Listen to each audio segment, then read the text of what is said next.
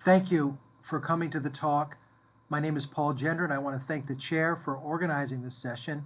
I'm going to present a Bayes factor for active sonar discrimination of targets of uncertain depth. My co-authors are Kenny Bowers and Abner Barros. The work is supported by the Office of Naval Research. I would like to start by first a little overview. I'll give a breakdown of the Bayes factor and how it differs from what you might be more familiar with, a generalized likelihood ratio test. I'll build the Bayes factor first for the known depth case and then for the marginalization over an uncertain depth. I'm then going to show you that the depth invariant modes associated with the Bayes factor will give us leverage to understand the performance of the Bayes factor in terms of a lower bound. I'll show you a number of case studies where this expansion, the depth invariant mode first term expansion, allows us to see that it performs better than, the Bayes factor will perform better than the known depth case where I only look at a single path. Okay, so single path known depth can be beat in performance by multipath combining with depth uncertainty. That's the big story. Okay, I might say at the end, if we have time, a little bit about how we might handle uncertainty of sound speed, where we have done some work in that domain as well. And then I'll close with a summary. Okay, so the Bayes factor, the problem that we're interested in is detecting a target of uncertain depth. And here to the right, you can see a target. I'm showing it in ghost-like form in yellow. That is the depth of a target of uncertain depth, and that domain is Z for depth. I have a source receiver array to the right, to the left, under the null hypothesis, I'm going to receive reverberation and noise. Under the alternative hypothesis, I will have that target scattering back, and that will add to the signature that I receive at the receiver. Okay, so Bayesian decisions under composite models require us to marginalize over what is unknown or what is may have some prior information about. In this case, I do know something about the depth of the target. I may know it is certainly not at the bottom, it is certainly not at the surface, or I may know there is a certain band, maybe 10, 20 meters band where the target could be located. I would have to marginalize over that, and I'm showing that in the numerator, integrating over the target depth. I also integrate in the denominator and in the numerator over the reverberation field. So whatever I know about the reverberation field, I must integrate that response function over those two. Now that ratio of integrals is not what we call a generalized likelihood ratio test, where we would choose the maximum response function given the data under the alternative hypothesis and divide that, normalize that by the response function that maximizes the null response or the null density. And that's the generalized likelihood ratio test. So in the GLRT, we use a surrogate of maximization for marginalization. In the Bayes factor, we perform proper marginalization. Now, the Bayes factor actually is the optimal processor in the minimum average risk sense. Okay, so it is the processor that minimizes the average risk, and that average risk can be associated with a PFA, probably a false alarm, a cost for a false alarm, and a gain for a proper detection. And those two terms are the effective threshold associated with the Bayes factor. There's been some prior work, probably Lauren Nolte, you might be familiar with, did some interesting work on passive sonar detection. He formulated a Bayes factor for that case. It's a very interesting article from 2005. I would encourage you to read that as well. Okay, so the null hypothesis, I'm going to quickly go over the marginalization of the null. It is going to be a simple model. I'm going to perform the integration under the null to the normal distribution. So the acoustic response, two-way acoustic response, will be normal with a covariance function of the returns that is associated with the reverberation field that I would observe. And I'm going to give an example of this at 20 kilohertz with an isovelocity sound speed profile. And you would expect to see, for any two-way travel time, you'd expect to see a difference, a delay band for the returns, a delay band and a grazing angle, energy across grazing angle and delay time for any given two-way travel time. And that's characterized by this gamma subscript RV, and that would be a function of time. So it's a function of two-way travel time. So for longer travel times, that is, for looking out further in range, I would expect the reverberation field to have a smaller grazing angle variation, or energy in a smaller window of grazing angle. Okay, so that is the reverberation model. Now, I could certainly model that, or I could take in situ data. I would expect for an active system, pings that do not yield targets can be built. We can build up a data-based reverberation field. Okay.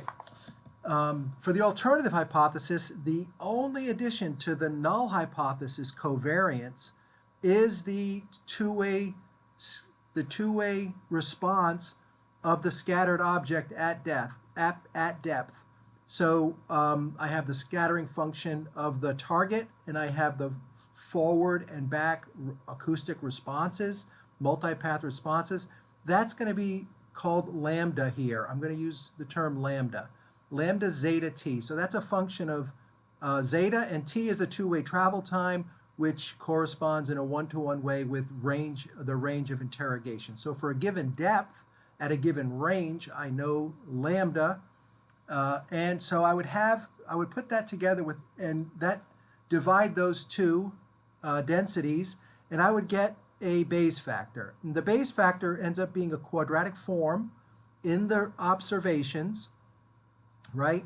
And the scaling, there's a scaling term associated with the determinants of the covariance functions under null and alternative.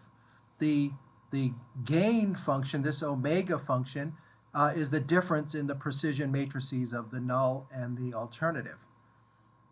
Okay, so I could express that quadratic form in a more sensible or understandable way by just a matrix inversion lemma, and I would get that the effective nature of that quadratic form is to project the observations of the array in a weighted least squares sense into the delay and angle domain. So this U transform represents the broadband transformation from vertical aperture to angular domain.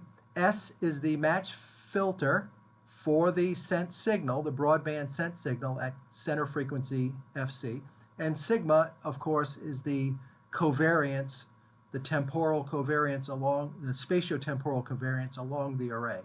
So that's a weighted least squares projection of the acoustic data that I observe on the array in beam and delay. Okay, so the net effect is that the Bayes factor for known depth effectively shrinks all subspaces that are not associated with the depth of that target. They also shrink subspaces if they are reverberant, a priori known to be reverberant. Okay, so that's what that D factor is doing. And so I could take the log of that, and if I knew the depth, I would have a simple quadratic form on the weighted least squares projections, and that D operator would be basically a subspace censoring operation.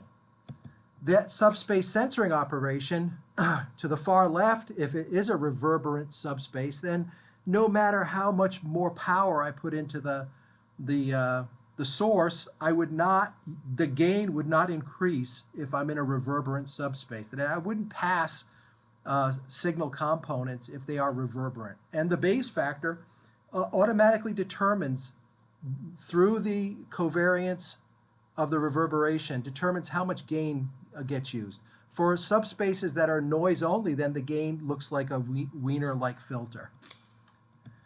Okay, so for unknown depth, well, then I have to, the base factor is a proper marginalization. I have to integrate over all of those um, exponentials of quadratic forms, each one at depth.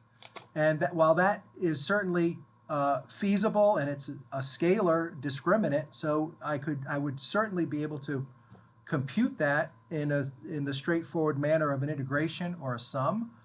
I would have a very hard time, however, determining performance characterization of that. So I'd like to do something a little different. I want to factor out the depth invariant modes. So if I show you that for depth changing, the two-way paths associated with, say, a top and bottom, well, the time delay does not change with depth. And if the range is much greater than 10 water depths, the angle doesn't change much at all.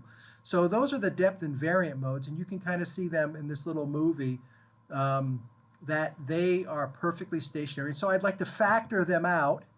So I will factor those out, and I will take and decompose the covariance of the target at depth into a depth invariant term, that's lambda subscript cap z, plus a delta term, lambda subscript small zeta. Okay, and if I do that, well, then I can tear apart, I can pull apart this the Bayes factor gain matrix into a depth invariant part and a depth invariant part, a depth variant part and a depth invariant part. Okay, and Q here, of course, is just the SNR covariance metric in the transform domain of angle and delay. All right, so I basically now have factored the discriminant quadratic form into two terms, right? And I'll pull one of those terms out. That's the depth invariant term. I'll pull that out of the integral. And the depth varying terms now are a product with that depth invariant term. And if we do that, and we take the log, and then I also will take that integral, and I'll express that sum, that integral, as a product. All right, and you can check that yourself, and you can see that that's correct the way I've done that. And if I do that, I can then, in blue, you'll see that the log of the Bayes factor will have a depth invariant contribution. It'll then have a dominant depth variant contribution. That's kind of akin to a GLRT, right? It's a maximum term of the quadratic terms. And then the latter terms are a rapidly decreasing positive series associated with depth uncertainty. So the wider the uncertainty, the greater that last set of terms are. So that tells you kind of the difference. This tells you a little bit about what is different about a Bayes factor. A Bayes factor accounts for the uncertainty in depth. And there's some information in that. And that extra information is what you get from a Bayes factor that you don't get from a GLRT. And that's a very simple picture of it. Okay, so if I have that quadratic form, I'd like to be able to characterize that, the performance, the tails, under each of the hypotheses to get rock curves. Now, the rock curves are not central chi-squared, non-central chi-squared. They're actually superpositions of central chi-squared and non-central chi-squared. And the gain matrix, the Bayes gain matrix, are the coefficients of that sum. So we have a generalized central and non-central chi-square density. They are not simple analytic forms. They have to be computed as asymptotics or by method of moments, and we've done both, and the results I give you now will confirm that. So I ran an isovelocity case, and so I'm going to show you a rock curve. The rock curve is to the lower right. This is for a case of a 20 kilohertz source, 10 kilohertz of bandwidth, so it's a very, very low Q signal. The range is 5 kilometers, the source is at 100 meters, and the target is in the 15 meters uncertainty band between 110 and 125 meters. Aperture is 25 wavelengths, target strength is 10 or 10 dB. And in that case, you can kind of see the difference between what the lower bound on Bayes factor performance is relative in black relative to the known specular arrival a clairvoyant detector that knows the direct path specular arrival angle and time delay. Okay, so the Bayes factor, by combining three paths, the dim bound outperforms the specular known depth arrival detector. So multipath combining is really important. It's fundamental to the detection problem when you understand the waveguide, and so you'd want to use all paths. Okay, I'm going to compare that to the Pecorous just to see what the lossy bottom costs me. And you can see it costs me about 10% on the probability of detection side for a given SNR, received SNR, for a given false alarm rate on the order of 10 to the minus 3. I'm going to have a gain of about 10-20%. That is all due to the loss in the bottom. Otherwise, these two waveguides are identical. So it kind of, if you go back and do the back of the envelope on this, it makes sense that the lossy bottom, which is affecting both of the depth invariant mode returns, shows up as that loss. So that agrees. We run a constant gradient profile. You have depth invariant modes there as well, and then they're shown in this picture in red. The performance is quite good. Now this is a hard bottom, and that hard bottom means I have no loss on the two dim paths that are bottom interacting. So it looks kind of like an ISO performance gain, ISO velocity performance gain. We ran this also on a duct, and the two depth invariant modes are the two refracted modes that do not interact with they're not interacting with the boundaries at all. They are in the duct.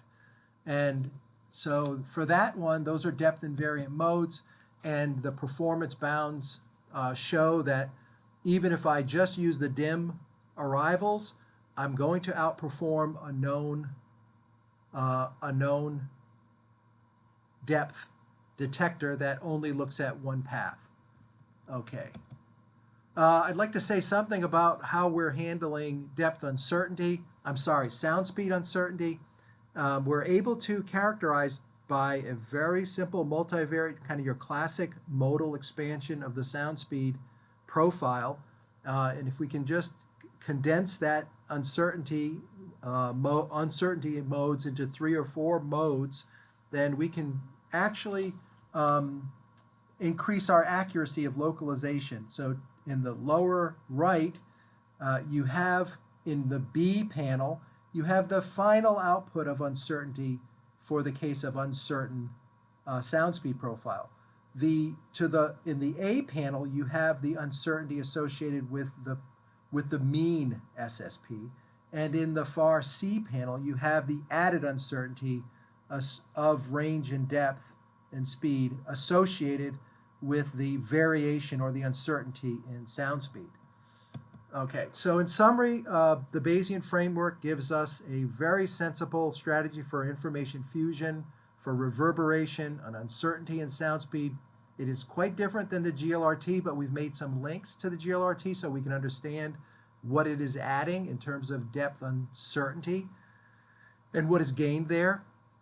The dim expansion is a nice insight for us to see how the Bayes factor is aggregating information. We've given you case studies that provide lower bounds. And regarding sound speed uncertainty, please see Abner's and I paper from 2025 on the treatment of sound speed uncertainty. I'd like to ask you to reach out to me at the email address shown here, and with any questions. I hope to be available by phone as well. Send me an email, and I'll shoot you my phone number if you want to talk to me after the session. I'll be available. I want to thank the chair again for the invitation. I'm excited about this session. I look forward to catching up with all of you. Thank you so much.